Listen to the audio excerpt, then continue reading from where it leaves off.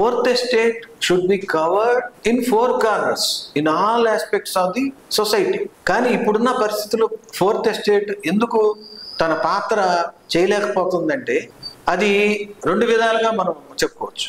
ఒకటి, ఇది ఎప్పుడైతే వాణిజ్యపరమైన విషయంగా ఇప్పుడున్న ప్రమోటర్స్ చూస్తున్నారో, ప్రజాస్వామ్యంలో మీడియా పాత్రకి ఒక సేఫ్ గార్డ్గా, వాచ్ డాగ్గా ఉండాల్సిన మీడియా ఒక పర్టికులర్ వ్యవస్థకి, లేకపోతే ఒక వాణిజ్యపరమైన వ్యవహారానికి కానివ్వండి, లేకపోతే ఒక పార్టీకి మౌత్ పీస్గా మారిపోయింది. ఇది చాలా ప్రమాదకరమైంది. Comparatively more than dangerous to the సమాజానికి.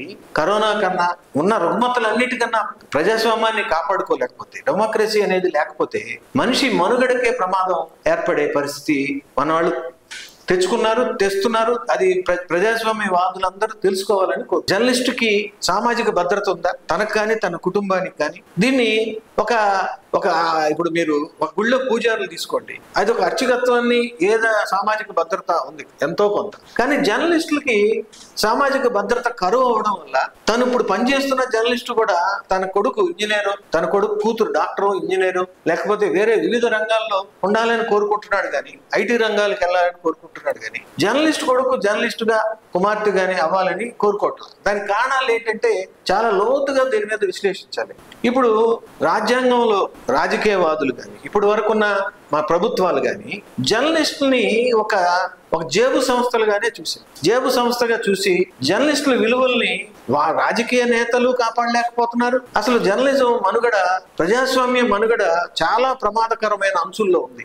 దీన్ని మనం తెలుసుకోవట్లా. కరోనా వస్తుందని, ఎక్కడ చైనాలో మొదలైందని తెలుసుకొని ఆ తర్వాత తెలుసుకుని ఎంత తెలిసినా కొన్ని లక్షల మంది ప్రాణాలు పోయాయి. అది మన కళ్ళ ముందే జరిగింది. కానీ ప్రజాస్వామ్యాన్ని కాపాడుకోకపోతే రాబోయే రోజుల్లో, మన పిల్లల తరాల్లో రాబోయే రోజుల్లో ప్రజాస్వామ్యం చాలా ప్రమాదకరమైన పరిస్థితి. యాజ్ ఎ సీనియర్ జర్నలిస్ట్ గా editors guild of south India తరఫున మేము కోరుకునేది ఏంటంటే, print media, electronic media, social media. ఇప్పుడు మనం సోషల్ మీడియా యుగంలో ఉన్నాం. ఇప్పుడు డిజిటల్ మీడియా చాలా కీలకమైన పాత్ర పోషిస్తుంది. ఇవాళ పెద్ద సంస్థలు అనబడే పెద్ద పత్రికలు కూడా ఇవాళ ఈ పేపర్నే ఫాలో అవుతున్నారు. వాళ్ళు కూడా సోషల్ మీడియానే వాళ్ళు మ్యాక్సిమం మెంబర్స్ ని శాలరీస్ విషయంలో కానీ వాళ్ళకి ప్రింట్ ఖర్చు తగ్గించుకోవడానికి ఈ పేపర్ దృష్టిలో డిజిటల్ మీడియా దాన్ని ఆశ్రయిస్తున్నారు. ఎందుకంటే 1:10 10 మంది పనిచేసేది సోషల్ మీడియా ద్వారా ఒక్కడితో సరిపోతుంది, సరిపెట్టుకోవచ్చు అన్న దృక్పథంతో పనిచేస్తున్నారు. ఇవన్నీ కూడా దృష్టిలో పెట్టుకుని కేంద్ర రాష్ట్ర ప్రభుత్వాలు దీని మీద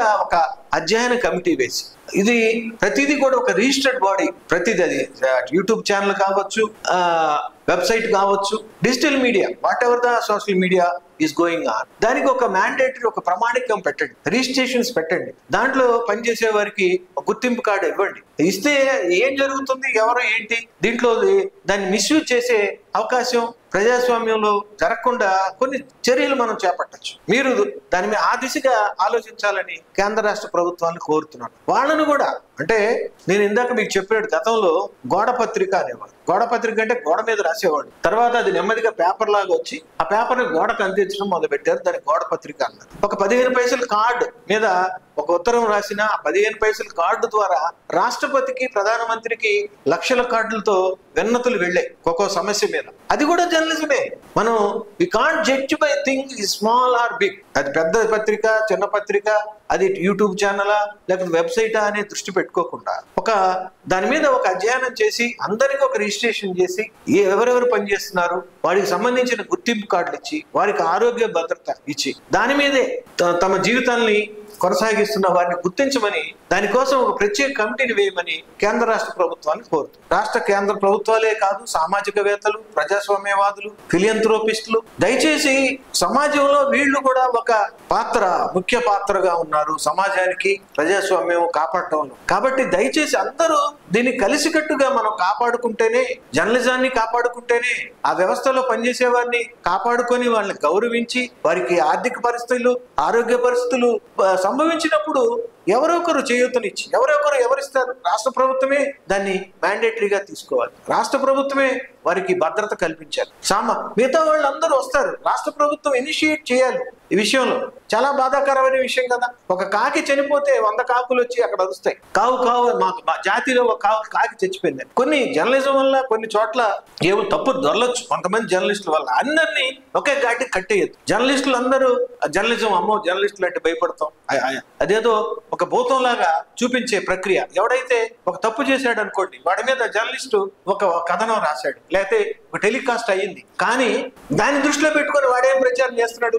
జర్నలిస్ట్ అంటే వాడు తప్పు చేసినా మనం ప్రశ్నిస్తున్నాం. కాబట్టి ఇది చాలా దురదృష్టకరమైన పరిస్థితి అండి. జర్నలిస్టుల్ని కాపాడుకోలేకపోతే ప్రజాస్వామ్యాన్ని కాపాడు. ఎవరు నమ్మినా నమ్మకపోయినా, లేకపోతే జరుగుతున్న పరిస్థితుల్ని చూసైనా మనం అవగాహన తెచ్చుకోవాలని నేను కోరుతున్నాను. ఏదైనా ఒక దుర్ఘటన జరిగినప్పుడు, ఒక అత్యాచారమో ఒక హత్యో జరిగినప్పుడు, దాని మీద ఒక జర్నలిస్టు ఇంటెన్సివ్ గా క్రైమ్ స్టోరీ రాసినప్పుడు ఆ జర్నలిస్టుల మీద దాడులు కూడా జరుగుతాయి. ఆ జర్నలిస్టులకు భద్రత లేదు. ప్రతి విషయంలో సమాజానికి వీళ్ళు ఎంతో సేవ చేశారు అనేది ప్రజలు, ప్రభుత్వాలు అందరూ గుర్తించాలని, వాళ్ళ కోసం ఒక ప్రత్యేకమైన నిధి పెంచాలని, వెంటనే జర్నలిస్టుకి సంబంధించి ఏ విషయం జరిగినా అది వెంటనే ప్రభుత్వాలు, కేంద్ర రాష్ట్ర ప్రభుత్వాలు స్పందించాలని, మిగతా జర్నలిస్టు సంఘాలు కూడా స్పందించాలని, మానవతావాదులందరూ చేయూతనిచ్చి జర్నలిజాన్ని బతికిద్దాం, ప్రజాస్వామ్యాన్ని బతికిద్దాం, ప్రజల మనుగడకి మంచి భవిష్యత్తు, రాబోయే తరాలకి ఒక మంచి భవిష్యత్తుని